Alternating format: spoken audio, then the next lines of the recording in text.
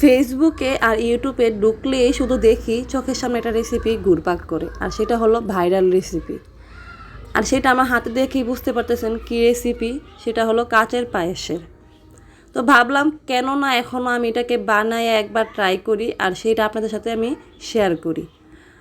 তো আজকে আমি ফার্স্ট টাইম বানাবো আর সেটাই শেয়ার করব। হাই এভরিওয়ান, আসসালামু আলাইকুম। কেমন আছেন সবাই? আশা করতেছি ভালো। আমরা আল্লাহর রহমতে ভালো আছি। কান্ট্রি সাইড এম থেকে নতুন আরেকটি ভিডিও নিয়ে চলে আসলাম আপনাদের সাথে শেয়ার করার জন্য। তো এখানে আমি পরিমাণ মতো সাবুদানা নিয়ে নিলাম, নিয়ে 4-5 বার ধুয়ে নিলাম। ধুয়ে এখন আমি 10 মিনিটের জন্য একটা ঢাকনা দিয়ে ঢাইকা দিলাম।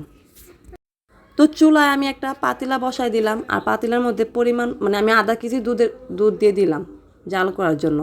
কারণ আমার সাবুদানার পরিমাণটা যেহেতু কম, সেজন্য আমি দুধের পরিমাণটাও কম দিলাম। আপনারা চাইলে একটু বাড়ায়া বা কমাইয়া দিতে পারেন, সমস্যা নাই।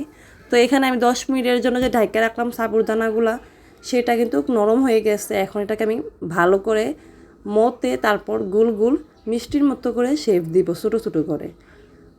ছোটো করে দিলে ভালো, কারণ বড় করে দিলে কিন্তু এটা যখন সিদ্ধ হবে আরও বড় হয়ে যাবে, আর ছোটো করে দিলে এটা ফুলে তখন আবার শেপটা সুন্দর আসে, পরিমাণ মতো ওই শেপটাই আসে। তো এখানে দুধটা জাল দেওয়া হয়ে গেছে আর আমার মিষ্টিগুলো বানানো শেষ। এখন আমি মিষ্টিগুলো দিয়ে দিব একটা একটা করে। আর এটা খেতে কিন্তু ভালো লাগে, খারাপ না, একটু রাবারের মতো লাগে কিন্তু ভালো লাগে। আপনারা সবাই একবার হইলেও ট্রাই করে দেখবেন। আর যেহেতু এটা ভাইরাল রেসিপি, আমার মনে হয় ট্রাই করা উচিত সবারই।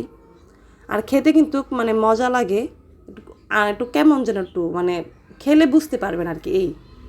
তো এখানে আমি সবগুলা মিষ্টি দিয়ে দিলাম, সাবুদানার মিষ্টিগুলা। তো দেখেন সিদ্ধ হয়ে গেছে সাবুদানাগুলা, কিন্তু ভালো করে আমি এটাকে সিদ্ধ করে নিলাম। এখন আমি পরিমাণ মতো চিনি দিব, মিষ্টির পরিমাণ মতো। তো মিষ্টির পরিমাণ মতো চিনি দিয়ে আমি আবার অনেকক্ষণ জাল দিয়ে নিলাম। আর ভিডিওটা কেমন লাগতেছে আপনাদের কাছে সেটাও কমেন্ট করে জানাবেন। আর যদি ভালো লাগে তাহলে অবশ্যই একটা লাইক আর একটা সাবস্ক্রাইব করে দিবেন। আর ফেসবুকে দেখে থাকলে তাহলে ফেসবুক পেজটা আমার ফলো করে দিবেন। তো এই তো আমার জাল দেওয়া হয়ে গেছে ভালো করে, এটাই তো হয়ে গেছে। তো এখন আমি এটাকে নামিয়ে ফেলবো। আর আমার বাসায় বাদাম ছিল না, সেজন্য বাদাম কুচি দিতে পারি নাই। কিশমিশ ছিল, সেজন্য আমি কিশমিশ দিয়ে একটু ডেকোরেশন করে নিলাম। এই তো আমি দিয়ে নিলাম সব কিছু।